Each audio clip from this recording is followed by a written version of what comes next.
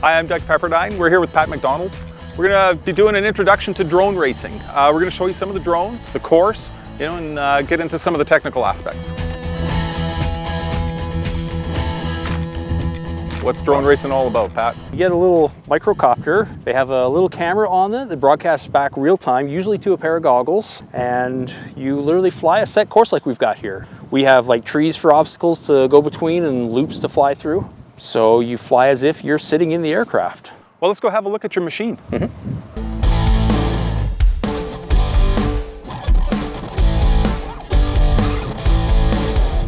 This is the racer I personally use, the Emax 250. Almost everything on here is carbon fiber using standard Fat Shark systems. 250 is about as high as we go for the transmitters there. 600 is high enough that it actually overpowers the next guy's singles, so we don't use those here for that reason. Can I feel the weight of it? Yeah. Oh wow, that is light. Yeah. Now the thickness of that carbon fiber, I don't know if you can zoom in there. It's extremely thick. Yeah. So there's like little or no flex to that at all. And the battery weighs probably as much as the rest of the copter together. So you run a, how many milliamp? 3-cell 1800. Some guys are running a 4-cell 1300, which actually ends up being the same physical size. What sort of runtime are you looking at?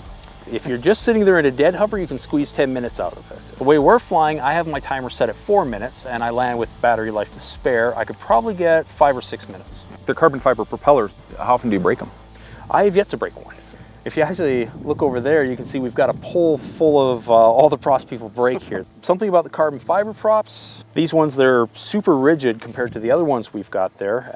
So you technically get better performance out of them. Normally, you would expect them to break more in a crash, and I have yet to break one, and I have crashed. Everyone does. So what do you use to control? It looks like a Spectrum series radio. I'm using actually the DX18. Most of these, once you've actually got it set up, you could actually even get away with only 4 channels. Yeah, out of the programmable radios, that's the bottom end of what you can get away with.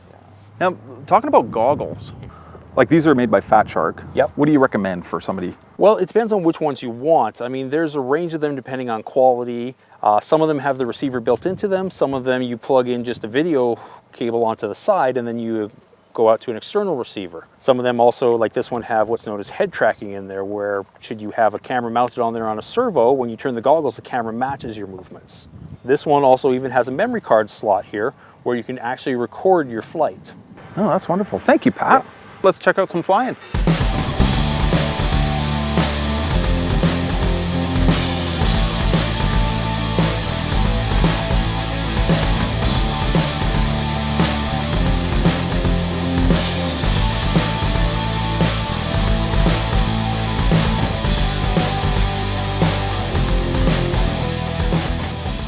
So Pat, they have some goggles now that are 1080 now, right?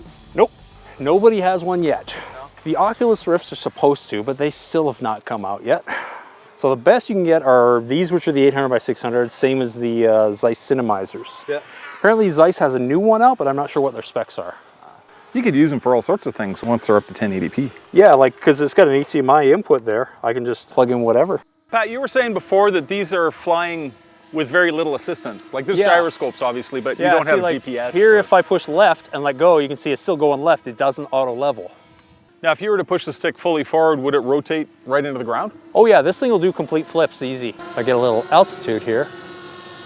Yeah, it'll roll quite easily. Get a little far away for line of sight there on something this small. The LEDs on the back sure help for that. They help other pilots more than they help you, really. Because you don't see them while you're flying FPV, but the other guys on the course sure do when you're whipping along.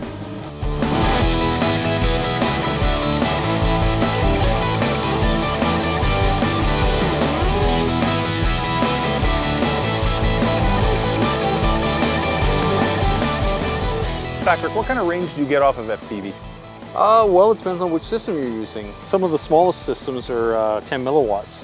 I've taken it 500 feet and still had it clear. 500 feet? Yeah, I mean, that's the small end of what you can get. Team Black Sheep has come out with a system now that can reach 100 kilometers. Wow. Yeah. 100K. So, I mean, you need a special license for that, obviously, but it's possible. Yeah. Now, you and I were talking before about different frequencies and whatnot. Now, the 5.8 gigahertz and the 2.4 gigahertz don't lend themselves as well to FPV as some of the lower frequencies, is that correct? Correct. The 5.8 gives you a nice clearer video, but you lose single penetration. If you're flying on a 1.2 gigahertz or 900, it wouldn't, but your video is not as high a frame rate or clear. I see. Okay. So higher frequency, shorter distance, lower frequency, further distance, but not as good a quality. Yeah.